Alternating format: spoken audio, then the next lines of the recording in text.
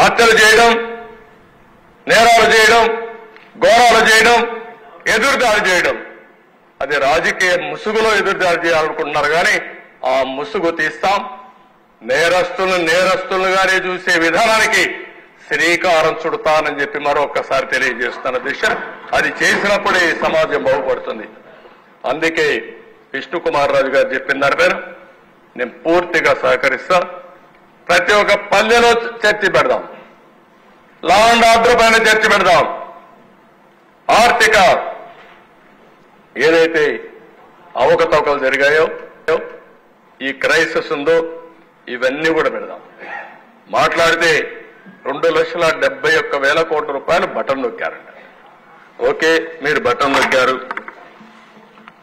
9,74,000 కోట్లు ఎందుకు అప్పైనాయి? మీరు నొక్కింది 2,71,000 కోట్లు మీరే చెప్తున్నారు. మీరు అప్పులు చేసింది 9,74,000 కోట్ల రూపాయలు ఇప్పటి వరకు. నేను లెక్కలు మొత్తం ఇస్తున్నా, ఇంకా ఉన్నాయి, అవి కూడా తీసుకొచ్చి ఇస్తాం. నయా పైసా కోర్టులో కూడా అక్షంతలు, కోర్టులో కూడా కంటెంప్ట్ కోర్టులు వేసి జైలు పంపించే పరిస్థితికి వచ్చారంటే దీనికి సమాధానం చెప్పాలనా లేదని అడుగుతున్నా. ఈరోజు ఒక విషయం చెప్పాల దిశ కొండవాడు కూడా, ఇది నేను చేసిన అభూత కల్పన. ఇది ఎవరు చెప్పారు ఈ మాట? మద్యపాన నిషేధం అని చెప్పారా లేదా? మీరు చెప్పేం చేశారు? 2 స్ట్రీములు పెడతారా మీరు? ARET, additional retail excise revenue 14,275 కోట్లు ఇప్పటికా ఆ స్ట్రీమ్ లో వెళ్ళాయి. ఇంకో పక్కన వ్యాట్ డైవర్ట్ చేశారు. స్పెషల్ మార్జిన్ 20,673 కోట్లు పంపించారు. 10 సంవత్సరాలు తాకట్టు పెట్టారు. దీనికి ఆన్సర్ చెప్పాల్సిన బాధ్యత లేదా మీకు? పారిపోతే తప్పించుకుంటారా మీరు? మీరు చెప్పింది ఏంటి, చేసింది ఏంటి అడుగుతున్నా.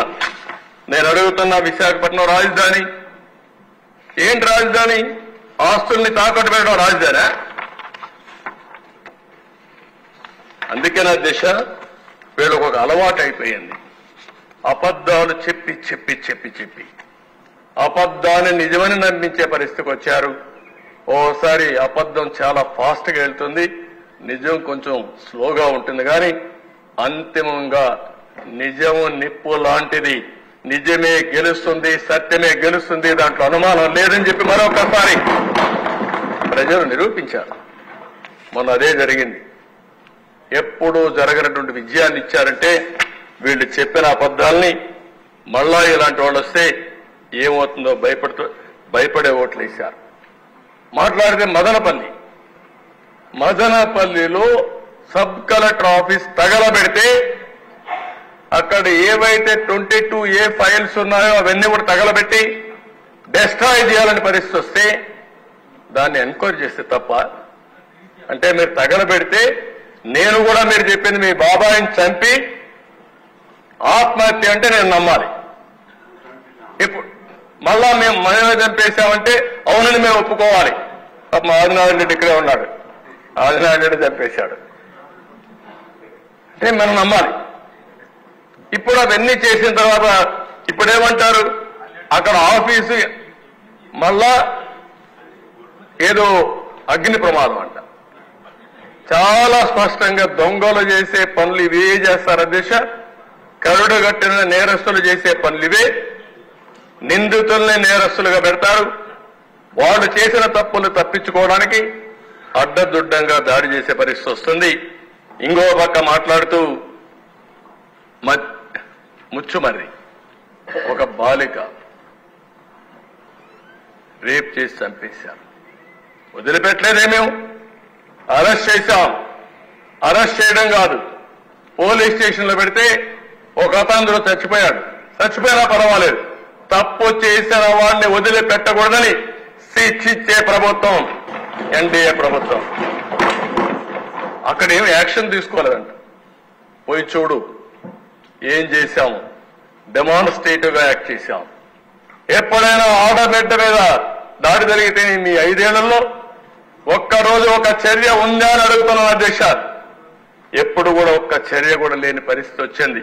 ఏదో రైతుల ఆదాయం పెరిగిపోయిందని మాట్లాడుతున్నారు. ఏం పెరిగిపోయిందంటే ఆదాయం, ఏం ఒరిగిపోయిందంటే రైతులకి. నేను జీఎస్టీపీలో చాలా క్లియర్ గా చూపించాను.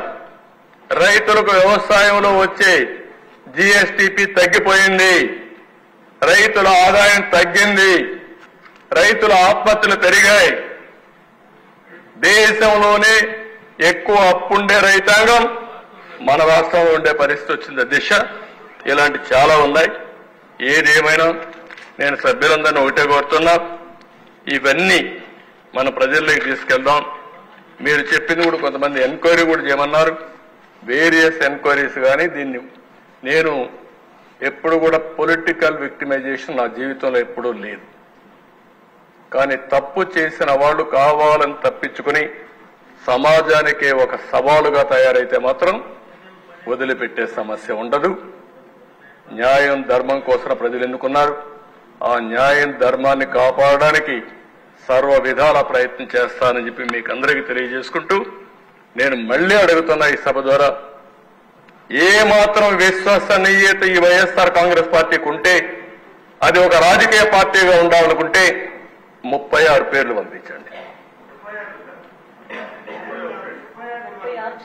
36 ఈ హౌసే పెడదాం.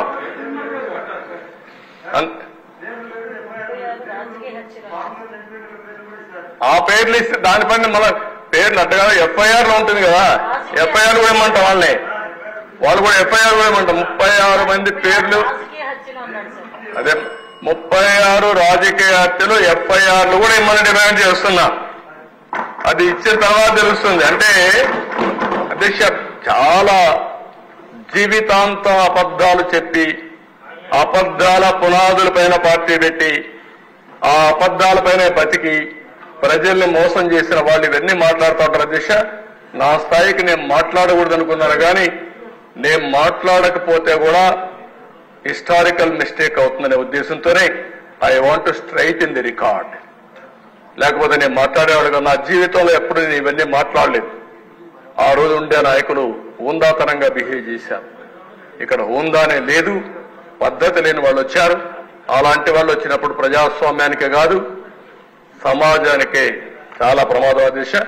అందుకే నేను కోరుతున్నా, చేసిన డ్యామేజ్ చాలా చేశారు, కానీ మనందరి మీద బాధ్యత ఉంది.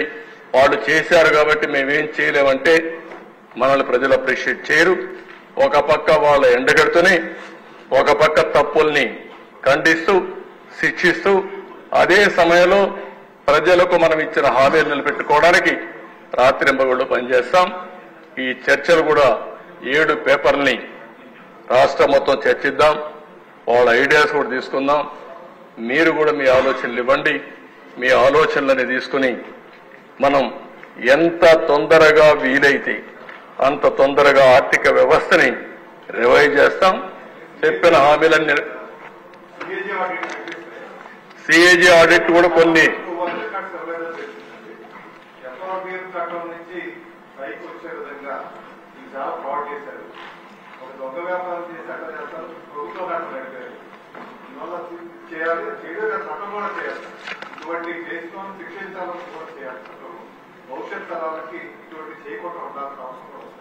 Thank you. రామకృష్ణ గారు చెప్పినట్టు సార్ అధ్యక్ష, సిఏజీ కూడా రికార్డ్స్ ఇవ్వకుండా సిఏజీ ఆడిట్ కూడా జరగకుండా అడ్డుపడిన సందర్భాలు ఉన్నాయి. అవి నా నోటీస్ కూడా వచ్చాయి, అవి కూడా చేద్దాం. పగడ్బందీగా మళ్ళా ఇలాంటి దుర్మార్గులు ఇలాంటి తప్పులు చేయకుండా ఎలాంటి పనిష్మెంట్ ఇవ్వాలని అవి కూడా ఇచ్చి ఆ చట్టాలను కూడా అమలు చేద్దాం. అవసరమైతే మార్పులు చేర్పులు కూడా తీసుకొద్దాం. తీసుకురావాలని మనం అసెంబ్లీ తీర్మానం కూడా పెట్టి చేస్తాం తప్పకుండా. సార్, ఇన్కమ్ ట్యాక్స్ బ్యూరో వాళ్ళు రిపోర్ట్ ఇచ్చారు. మనకు 62,000 మంది 5 ఏళ్లలో 10 లక్షల పైన ఆదాయం ఉన్నటువంటి వాళ్ళు తగ్గిపోయారు. అది రికార్డు. అంటే మీకు ఒక్కటి కాదు, విధ్వంసంలో చాలా జరిగింది, దాంట్లో సెకండ్ థాట్ లేదు. కానీ మనం కూడా ఒకటి విధ్వంసం ఎస్టాబ్లిష్ చేయడం, దీనికి పగడ్బందీగా ఒక చట్టాలని ఏ విధంగా తీసుకురావడం, రెండోది రీబిల్డ్ చేయడానికి మళ్ళా మనందరం ఏం చెప్పాం, ప్రజలు గెలవాలి, ప్రజలు గెలవాలంటే ఎన్డీఏ గెలిపించండి. మీరు గెలవాలన్నప్పుడు గెలిపించారు, వాళ్ళు గెలిచారు. మనకు ఓట్లు వేశారు. రెండోది మనం ఏం చెప్పాం, మేము రీబిల్డ్ చేస్తాం, రాష్ట్రాన్ని రీకన్స్ట్రక్ట్ చేస్తామని చెప్పాం. అది చేసినప్పుడు ఇలాంటివన్నీ కూడా కరెక్ట్ చేసి మనం చేయాల్సిన బాధ్యత మన మీద ఉంది. మీరందరూ ఆలోచించుకొని రండి. మళ్లీ 2 నెలల్లో మనం సమావేశం అవుతాం. రెగ్యులర్ బడ్జెట్ వచ్చినప్పుడు అన్ని విషయాలు మాట్లాడదాం. అంత లోపల మిమ్మల్ని అందరినీ ఇన్వాల్వ్ చేసే కార్యక్రమాన్ని కూడా నేను ఆలోచిస్తాను. మీ అందరి ఆలోచనలు తీసుకుని రాష్ట్ర పునర్నిర్మాణం కోసం తప్పులు చేసిన వాళ్ళని శిక్షించడానికి కూడా ఏమేం చేయాలనో ఐడియాస్తో మీరు ముందుకు వస్తే అవి కూడా చేస్తామని చెప్పి మీ అందరికీ తెలియజేసుకుంటూ మరొకసారి ఒక మంచి చర్చ జరిగింది అధ్యక్ష. అందరికీ బాధ ఉంది, ఆవేదన ఉంది. ఎవరో తప్పులు చేసి వెళ్ళిపోతే ఈ రోజు ఇక్కడుండే ఎమ్మెల్యేలందరూ కనీసం ఒక రోడ్డు వేసుకోవాలంటే మీరు వచ్చి అడిగితే నేను ఇవ్వలేని పరిస్థితి. అది చూసినప్పుడు నాకు కూడా బాధ వేస్తుంది. ఎప్పుడూ లేదు. మరి 3 సార్లు నేను ముఖ్యమంత్రిగా ఉన్నా, ఇది 4వసారి. నాకు ఎప్పుడూ లేదు. ఫస్ట్ టైం ఒకప్పుడు ఎవరు వచ్చినా కాదనకుండా సంతకాలు పెట్టే పరిస్థితి నుంచి ఇప్పుడు సంతకం పెడితే అది జరగదేమో అని ఆలోచించి సంతకం పెట్టడానికి కూడా ఆలోచించే పరిస్థితికి వచ్చాను. ఇది చాలా బాధేస్తుంది. ఏదేమైనా ఒక డిటర్మినేషన్ ఉంది, ఒక సంకల్పం ఉంది. తప్పకుండా మళ్లీ దీన్ని సరిదిద్దామనే నమ్మకం నాకుందని చెప్పి తెలియజేసుకుంటూ, చేస్తానని చెప్పి తెలియజేసుకుంటూ, ప్రజలు పూర్తిగా అవగాహన చేసుకోండి, సహకరించమని ప్రజలందరూ కోరుకుంటూ మీ దగ్గర